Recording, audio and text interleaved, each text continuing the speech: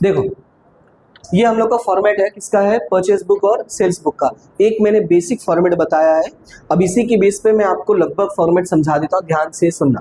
Format कैसा है, इसमें टोटल कितने कॉलम बनते हैं, 5। कितने कॉलम बनते हैं, 5। जो मेन कॉलम है, ध्यान से सुनना, अभी बहुत सारे आएंगे लेकिन मेन कॉलम कितने हैं, सिर्फ 5 मेन कॉलम। अब वो 5 कौन से हैं, पहला है आपका डेट, दूसरा है पर्टिकुलर, तीसरा है इनवर्ड, फिर एलएफ और अमाउंट। अब ध्यान से सुनना, ये जो फॉर्मेट है ये मैंने किस चीज का लिखा है, परचेज बुक। बोर्ड पे ध्यान देना, ये किसका है फॉर्मेट, परचेज बुक का है।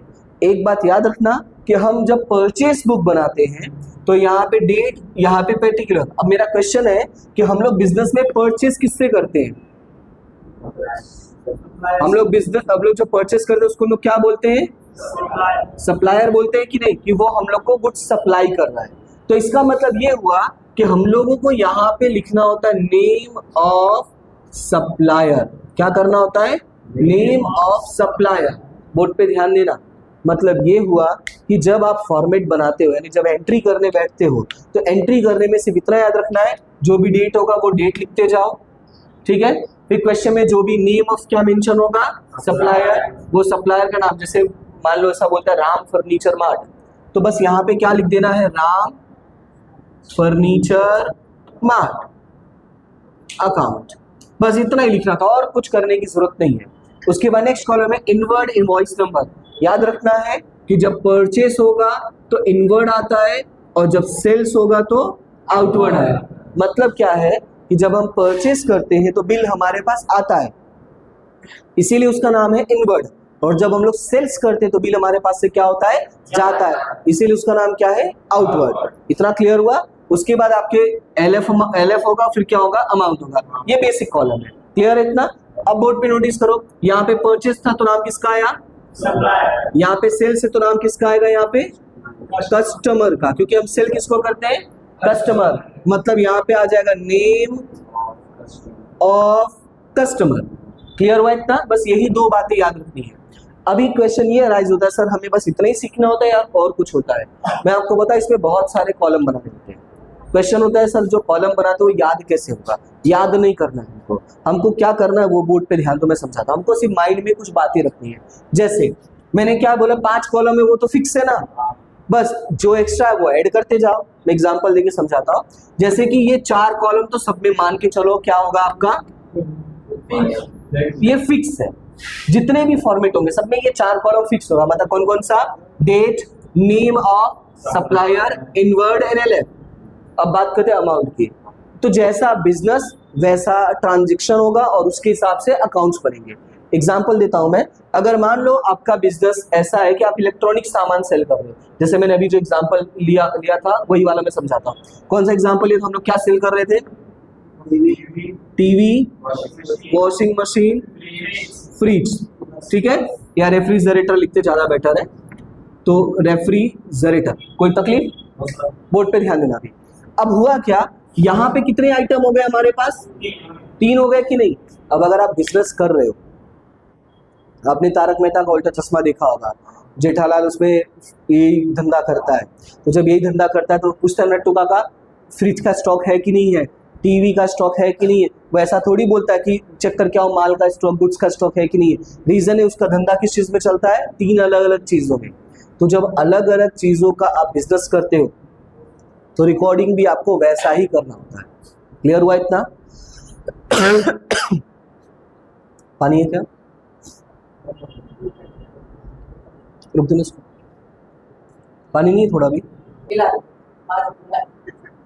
देखो मैं क्या समझा रहा था कि जैसा हमारा बिजनेस होता है उसके हिसाब से हमें जो अपना रिकॉर्डिंग होता है उसके हिसाब से हमें करना होता है। मतलब क्या है वो समझो। जैसे कि अगर ये टीवी, वॉशिंग मशीन, रेफ्रिजरेटर का बिजनेस करता है तो इसकी अगर ये एक साथ प्रिपेयर कर देता, मान लो एक बिल बनाया, बिल ऐसे बनाया, ऐसा बिल बनाया और बिल में ऐसे यहाँ पे लिख दिया कि इस बार मैंने, मतलब एक पर्सन है जिसका नाम है रमेश और उसको मैंने 50,000 का सामान बेचा। मेरा क्वेश्चन ये है कि जब वो चेक करने बैठेगा तो क्या उसको समझ में आएगा 50,000 का क्या बेचा मैंने, समझ में आएगा? चलो या मान लेते हैं ये किसी के पास गया, वहां से इसने बिल एक मिला इसको और उसने इसे परचेस किया था, और परचेस किया था मान लो इसने राम से ही परचेस किया था और वहां पे लिखा हुआ 1 लाख रुपए। अब क्या मेरा क्वेश्चन क्या समझ में आया, इसने क्या परचेस किया था? नहीं ना। तो अब सब कुछ अच्छे से पता चले तो उसके हिसाब से रिकॉर्डिंग भी तो अच्छे से करना पड़ेगा ना।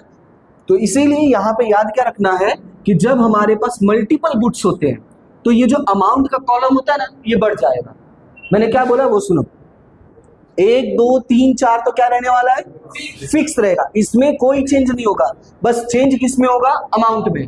अमाउंट में कितने कॉलम हो गए एक्स्ट्रा, 1 2 3। तो मतलब यहाँ पे आपका क्या हो जाएगा, अमाउंट का नाम रहेगा, फिर एक हो जाएगा टीवी, एक हो जाएगा वॉशिंग मशीन और एक हो जाएगा आपका रेफ्रिजरेटर।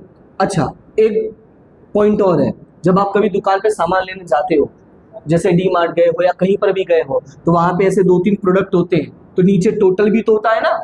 तो इसका मतलब एक और कॉलम बन जाएगा और वो क्या हो जाएगा, टोटल का। अब मेरा क्वेश्चन है, क्या इसको याद करने की जरूरत है?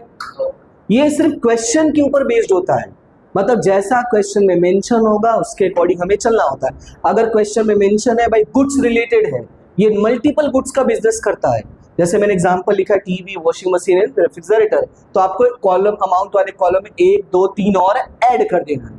समझ में आया कि नहीं? अब इसीलिए अब ऐसा ही मान लो एक और क्वेश्चन आता है, उसमें आ गया मल्टीपल एक्सपेंसेस का आ गया।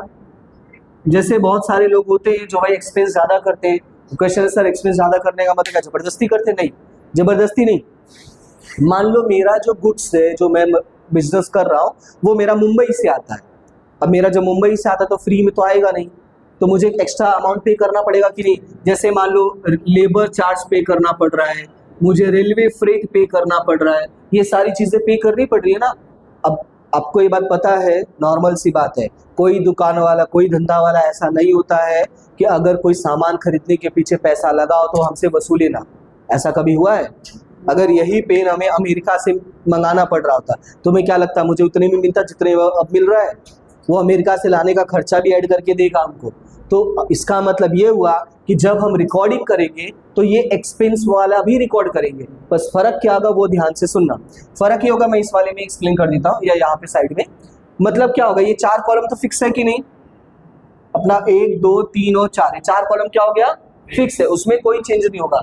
चेंज क्या होगा वो सुनो, जो यहाँ पे LF के बाद बनेगा तो पहला कॉलम बनेगा नेट अमाउंट ऑफ गुड्स। क्या बनेगा, नेट अमाउंट ऑफ गुड्स। मतलब ये हुआ, पहले आप अमाउंट लिखोगे किसका, गुड्स का, जो आपने गुड्स परचेस किया है।